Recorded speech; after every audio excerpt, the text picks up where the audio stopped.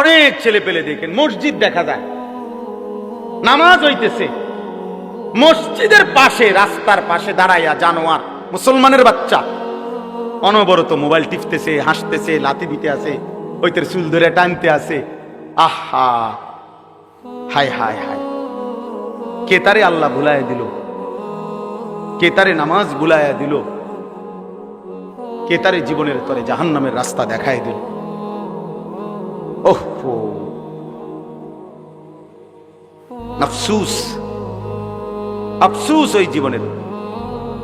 এজন্য প্রিয় যুবক, মনে রাখো ভাইয়া, আগামীর পৃথিবীতে ঈমান আর কুফরের যুদ্ধ আরো বাড়বে।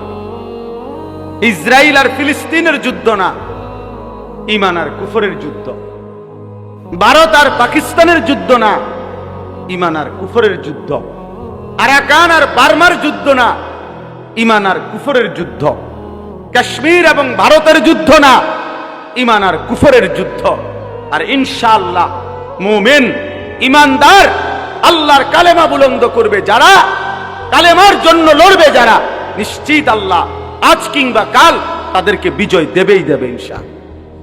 এজন্য মনে রাখো, তোমরা যারা নামাজ পড়ো না, চরিত্রহীন যুবক, নারীর কাছে, ছবির কাছে, নর্তকীর কাছে, উলঙ্গ দৃশ্যের কাছে, এই বেঈমানের সাজগোজ, চুলের ফ্যাশন, আহা হেরে গেলা কাপুরুষ, তোরে দিয়ে আগামীর পৃথিবীতে ঈমানের যুদ্ধে কোনো কাজ হবে না।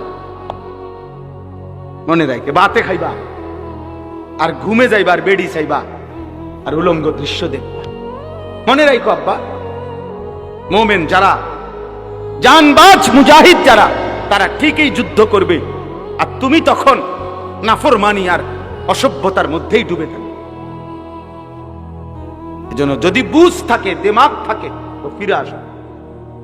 একজন হইলে একজন, দুইজন হইলে দুইজন, এটা জরুরি আমাদের জন্য, এটা জরুরি, এটা আমাদের জন্য বাধ্যতামূলক, আমাদের জন্য এটা জরুরি। আল্লাহ তাআলা আমাদেরকে হিম্মত দান করেন। যুবক ছেলেদের কাছে আমার এটা অনুরোধ, নওজোয়ান, তোমরা যদি অব্যাহত গুনাহ নাফরমানির মধ্যে ডুবে থাকো, তাহলে আগামীর ইসলামের জন্য লড়বে কে?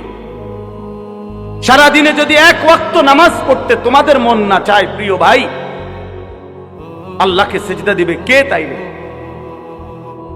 নবী সাল্লাল্লাহু আলাইহি সাল্লামের 23 বছরের চোখের পানি, রক্ত ঝরা দিন এই জমিনে বাস্তবায়ন করবে কে তাহলে?